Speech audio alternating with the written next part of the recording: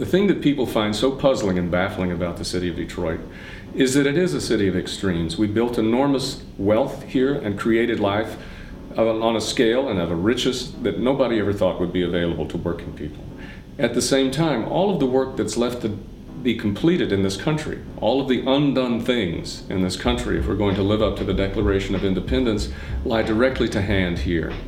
This is a city that exemplifies our unsolved problems as Americans, unsolved problems about race and poverty, crime, the way that we treat populations in the inner cities, the way that we push people away into the inner cities and hope that those problems will just go away. Those are vividly and present here in Detroit in an accusatory way. If you come and see this city, you become immediately aware of all of the things that we have left to do if we're going to live up to the promise of our great originary national documents. Detroit merits some of the negative press coverage it regularly receives. In 2009, violent crime rates dropped across the country, but across the Detroit metro area, they increased. Any number of other statistics could be used to convey the city's bleak condition. The point remains that the city of Detroit is in a state of crisis. However, the city allows certain people more freedom to work and to implement their ideas than they could expect to find elsewhere at this scale. Two 20-somethings can get a crew together to clean out an abandoned house and tear off the back porch with a pickup truck to make way for an art center. A local inline skating group can construct their own mini skate park in an abandoned parking lot. Detroit is in a position to redefine the role it plays in the modern economy. It will succeed if it can appeal to the sensibility of our time with creativity, diversity, freedom, and innovation. When I was a young man, I used to dream, what was it like to build this city? And I never knew that I would live to see it go down to nothing. And I guess I'm living out the dream because I'm seeing this city being rebuilt again.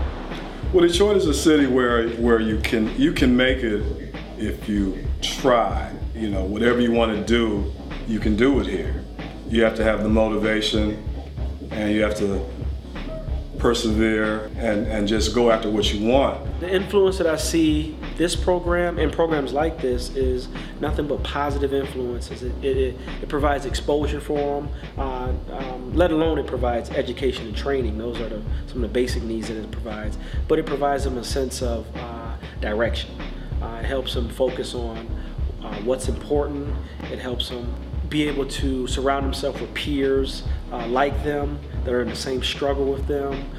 It allows them to grow. So I see this program providing a lot of structure, discipline, and vision for our young people here in Detroit. Members of the Detroit Tap Repertory range from teenagers to working adults. Number one, we rehearse every week and we create, and it gives them a chance to learn new choreography and to work on their technical skills. We improvise every week, so we work on improvisation, which is a really important skill for tap dancers to have, and that's how the art form started. And then in addition to all of that, I bring in guest choreographers to work with ensemble members. We take trips to tap festivals in St. Louis, in Chicago, in New York, and we bring all of that knowledge and experience back with us, and it makes all the dancers even stronger as we begin new choreography and new performance opportunities. As far as the benefits of having kind of a coordinated, organized scene for the younger kids, I would say it gives them kind of a sense of community. They're not just skating in kind of like their own neighborhood with maybe their one or two other friends that skate, if they even have that. Back in the 90s, like when I started skating was huge, and you couldn't go 20 feet down the street without bumping into another rollerblader. But the rollerbladers that do exist are spread out, few and far between. Even in a city like Detroit, across the metro area, we have maybe 100, real active rollerbladers, maybe 200. Including the kids that just kind of skate once in a while. So I think having some sort of sense of community is good for them because they can not only meet all the other rollerbladers from across the area, but at Friday Night Skate we go to a different variety of spots. Each week is a little different, so that kind of opens their horizons for where they're skating and what they're skating, who they're skating with. So it's kind of good to kind of bring everybody together. When it's such a sparse community, it's good to keep them kind of connected to each other. So that's kind of the idea with Detroit Rolling, especially, is just to give people a place at least online just to go and talk to other rollerbladers and know what's going on. So I think having that coordination, that kind of community is a big benefit. from living in Detroit, I'm also interested in helping out our inner city youth to expose them to more positive things, to be a positive role model for a lot of our struggling youth, in particular the Black community. We would go around to different youth groups and speak to students to motivate them, to instill in them the value of getting education. I teach at the School of Art and Design at the University of Michigan, and we have as one of our degree requirements for BFA students that they do something that we used to call outreach and now we call engagement. And the basic idea of it is to get art students out of the studio and into the world, interacting with sort of live human beings. And I've focused all of my outreach work in Detroit. So one of the things that I do every Friday is take a group of undergraduate students from the U of M in Ann Arbor into Detroit, and we work one-on-one with fourth graders for the entire year. So that's one way that a school district that has eliminated art basically from most of its curriculum can have an art program through the work that we do. The place that I'm moving into right now, Mexican Town, we have a garden down the street. It's called Hubbard Farm. I'm really looking forward to sort of getting involved in this gardening movement that's happening in Detroit. There's so many different farms. There's, I think, over 1,000 like small community gardens, and there's also a couple larger farms that people go to volunteer at. Detroit is considered a food desert, so being able to grow your own food is a really important thing to happen here in Detroit, because there's not a lot of money, and there's a lot of vacant land, so might as well put a garden on it. So one thing that I'm hoping to get involved in, and I'm already becoming involved with my garden down the street, and I have my own small garden here with a couple of things. One thing that I had to do when I signed my lease here at this new house was sign something about how I had to be involved in this community here in Mexican Town. My landlord is obviously really involved and really caring about the community, and so in my lease it said I had to go to a couple of these events that the community puts on, or donate $30 to the cause, and then she'll give the money to whatever one she wants to. And I thought that was really cool, because that's why I'm here, was to get involved. So I felt really lucky to find a landlord like that who is also really encouraging and getting involved in all the things that are going on here. The primary reason that we started this was about community engagement. It was about all of the different residents in this area and about removing pieces of blight from their daily experience. It just gave us a really cool platform to do interesting and creative things with, and then also concentrate on new fundraising models instead of going to the same giant nonprofits or looking towards pure patronage. We're trying different business models, different fundraising aspects, and making things as cool as possible and as successful as possible. I think some of the other initiatives would be Young Lions Detroit. It's sort of like a Young Detroiters for Jazz.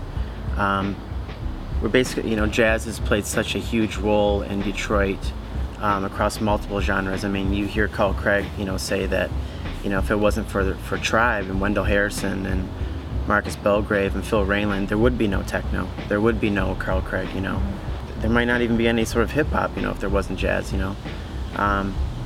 So we really want to start to help with the audience development with jazz, and especially help the young jazz musicians. I mean, a lot of jazz musicians are sort of like painters. They're only famous when they die. And we want to reverse that. They should be appreciated and respected while they're here. And we have some great treasures in people like Marcus and Wendell. And they need to be recognized, for what they are and what they've contributed to the cultural aspect of Detroit and across the world, really. So we started selling square inch parcels of land last year, and so far there are almost 1,500 investors from all over the city and all over the world that have kind of moved to Detroit in this tiny little way. We and some friends purchased a couple of houses. We've been using similar techniques to really fund and drive the development of renovating these two spots. And that's meant having a heavy online presentation and experience of the work that we're doing so that people anywhere can tune into it. We make it accessible for people to donate and give to the project and follow along with the progress that happens. And I think that's kind of the the lens that we work through an awful lot, which is how do you use the internet, like the best of the internet as it is in 2010, you know, social networks, online games, different kinds of visualizations, maps, and apply those in unique ways to real properties, and thereby give a really compelling experience that people can invest in and be a part of, that's very real locally, but has virtual extensions that can go anywhere. And so Detroit is kind of being used as like we're trying to put Detroit online and kind of turn it into a global platform. We've been getting kind of approached about a lot of different projects, and that's really why we started Forward Arts, because we saw all these different projects coming up in the city, and some of them were really, really great, and we felt like they could be so much better if they had some sort of administrative help, you know. Artists aren't always the best at being administrators for their projects. You know, they're really great at something else, and we want to allow them to be great at what they do, and come in and allow us to help them with that, because we're really good at what we do.